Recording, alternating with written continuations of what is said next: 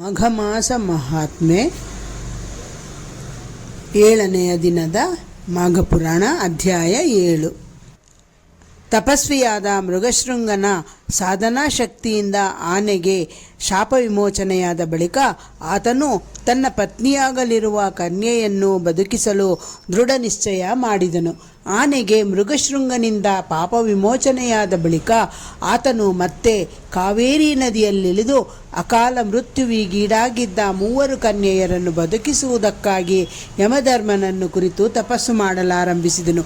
ಏಕಾಗ್ರ ಮನಸ್ಸಿನಿಂದಲೂ ನಿಷ್ಠೆಯಿಂದಲೂ ಯಮನನ್ನು ಕುರಿತು ಮಾಡಿದ ತಪಸ್ಸಿಗೆ ಆತನು ಒಲಿದು ಪ್ರತ್ಯಕ್ಷನಾದನು. ಯಮನು, ಹೇ ಮೃಗಶೃಂಗನೇ, ನಿನ್ನ ಕಠಿಣ ತಪಸ್ಸಿಗೆ ಪರೋಪಕಾರ ಸ್ವಭಾವಕ್ಕೆ ನನಗೆ ತುಂಬ ಸಂತೋಷವೆನಿಸಿದೆ. ಇದುವರೆವಿಗೂ ಪರರಿಗಾಗಿ ಯಾರೂ ಹೀಗೆ ತಪಸ್ಸು ಮಾಡಲಿಲ್ಲ. ನಿನ್ನ ತಪಸ್ಸಿಗೆ ಮೆಚ್ಚಿದ್ದೇನೆ. ನಿನಗೇನು ವರ ಬೇಕೋ ಕೇಳು, ನಿನ್ನ ಅಭೀಷ್ಟವನ್ನು ನಡೆಸಿಕೊಡುತ್ತೇನೆ ಎಂದು ನುಡಿದನು. ಮೃಗಶೃಂಗನು ಮೃತ್ಯುದೇವತೆಯಾದ ಯಮಧರ್ಮನ ಮಾತುಗಳನ್ನು ಆಲಿಸಿ ಭಯಭಕ್ತಿಗಳಿಂದ ಕೈಜೋಡಿಸಿ ವಿನಯದಿಂದ ನಮಿಸಿ, ಹೇ ಧರ್ಮರಾಜ, ಯಾರ ತಪಸ್ಸಿಗೂ ಒಲಿಯದ ತಾವು ನನಗೆ ಒಲಿದದ್ದು ನನ್ನ ಮಹಾಭಾಗ್ಯವೇ ಸರಿ. ಇದು ನನ್ನ ಪೂರ್ವಜನ್ಮದ ಸುಕೃತವೇ ಸರಿ. ನನ್ನ ಕೋರಿಕೆ ಏನೆಂದರೆ, ಅಕಾಲ ಮರಣಕ್ಕೆ ತುತ್ತಾಗಿರುವ ಆ 3 ಕನ್ಯೆಯರನ್ನು ಬದುಕಿಸಿದರೆ ನನಗೆ ತೃಪ್ತಿಯಾಗುತ್ತದೆ. ನನ್ನ ತಪಸ್ಸಿನ ಕಾರಣವೂ ಅದೇ ಆಗಿದೆ ಎಂದು ಪ್ರಾರ್ಥಿಸಿದನು.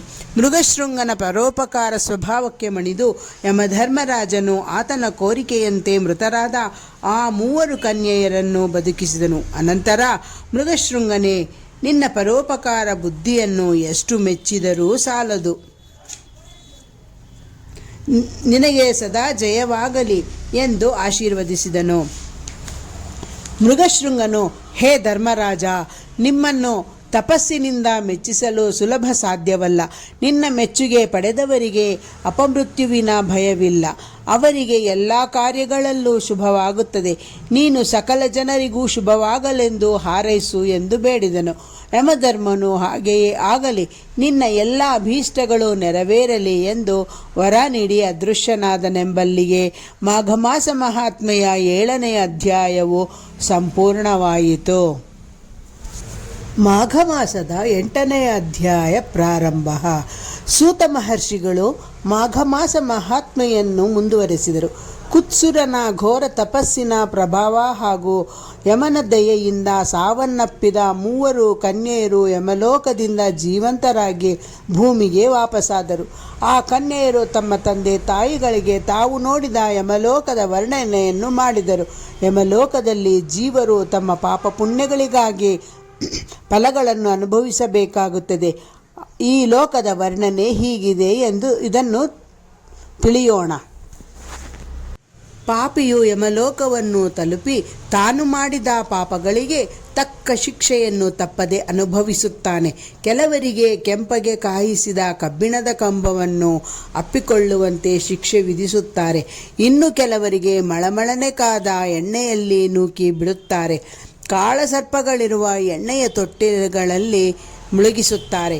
ಹಲವು ಪಾಪಿ ಜೀವಿಗಳನ್ನು ತಲೆಕೆಳಗಾಗಿ ನೇತು ಹಾಕಿ ಕೆಳಗಿನಿಂದ ದಗದಗನೆ ಹುರಿಯುವ ಬೆಂಕಿಯನ್ನು ಹಾಕುತ್ತಾರೆ. ನಾನಾ ಬಗೆಯಿಂದ ಪಾಪಿಗಳು ಶಿಕ್ಷೆಯನ್ನು ನಿರ್ದಯವಾಗಿ ಯಮಲೋಕದಲ್ಲಿರುವಾಗ ಅನುಭವಿಸಲೇಬೇಕಾಗುತ್ತದೆ.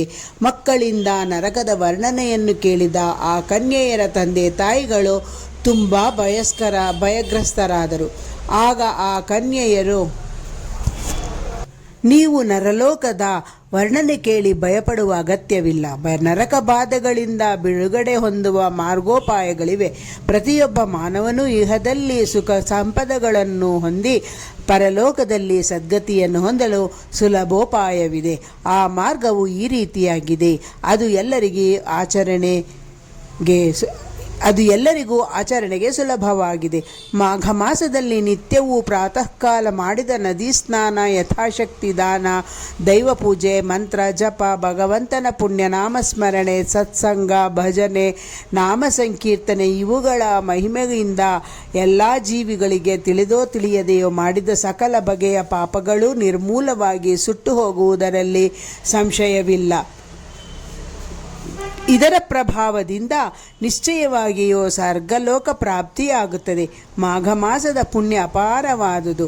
ಮಾಘ ಮಾಸದಲ್ಲಿ ತೀವ್ರ ಚಳಿಯನ್ನು ಕಡೆಗಣಿಸಿ ಯಾರು ಸೂರ್ಯೋದಯಕ್ಕೆ ಮುನ್ನ ಶ್ರದ್ಧಾ ಭಕ್ತಿಗಳಿಂದ ನದಿ, ಕೆರೆ, ಕೊಳ, ಬಾವಿಗಳಲ್ಲಿ ಭಗವಂತನ ದಿವ್ಯ ನಾಮಸ್ಮರಣೆ ಮಾಡಿ ಸ್ನಾನ ಮಾಡುವರೋ, ಯಾರು ಯಥಾಶಕ್ತಿ ಸತ್ಪಾತ್ರರಿಗೆ ಹಣ, ವಸ್ತ್ರ, ಧಾನ್ಯಗಳನ್ನು ದಾನ ಮಾಡುವರೋ ಅವರಿಗೆ ಯಜ್ಞಗಳನ್ನು ಆಚರಿಸಿದ ಫಲವು ಸಿಗುತ್ತದೆ. ಮಹಾಫಲಗಳು ಅವರಿಗಿದೆ.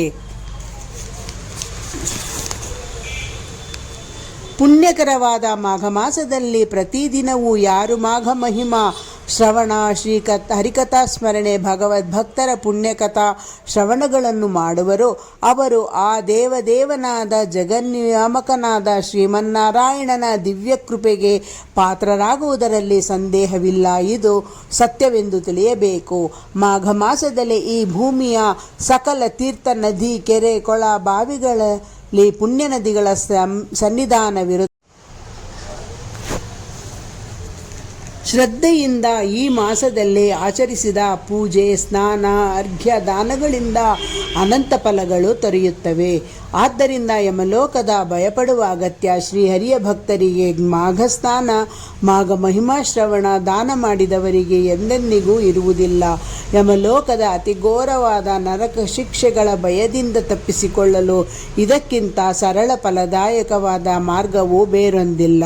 ಹೀಗೆ ಮೃಗಶೃಂಗನ ತಪೋಬಲದಿಂದ, ಶ್ರೀಹರಿಯ ಕೃಪೆಯಿಂದಲೂ, ಮಾಘ ಮಾಸ ಮಹಾತ್ಮೆಯ ಶ್ರವಣದಿಂದಲೂ ಪುನರ್ಜನ್ಮ ಪಡೆದ ಆ ಕನ್ಯೆಯರು ತಮ್ಮ ತಾಯಿಗೆ, ತಂದೆಗೆ ನಿರೂಪಿಸಿದರೆಂಬುದಲ್ಲಿಗೆ ಮಾಘ ಮಾಸ ಮಹಾತ್ಮೆಯ 8ನೇ ಅಧ್ಯಾಯವು ಸಂಪೂರ್ಣವಾಯಿತು.